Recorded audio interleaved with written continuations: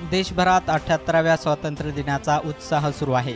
अहिल्यानगरच्या अकोले तालुक्यात मोठ्या उत्साहात स्वातंत्र्य दिन साजरा केला जात आहे। आज सकाळी अकोले पोलीस ठाणे आणि अकोले तहसील यांच्या विद्यमाने भारताचा 78वा स्वातंत्र्य दिन उत्साहात संपन्न झाला। तहसीलदार सिद्धार्थ कुमार मोरे यांच्या हस्ते ध्वजारोहण करण्यात आले।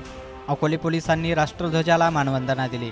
यावेळी अकोले पोलीस ठाण्याचे सर्व कर्मचारी, तहसील कार्यालयातील सर्व कर्मचारी, अकोले तालुक्यातील सामाजिक, राजकीय, शैक्षणिक क्षेत्रातील मान्यवर तसेच विद्यार्थी उपस्थित होते।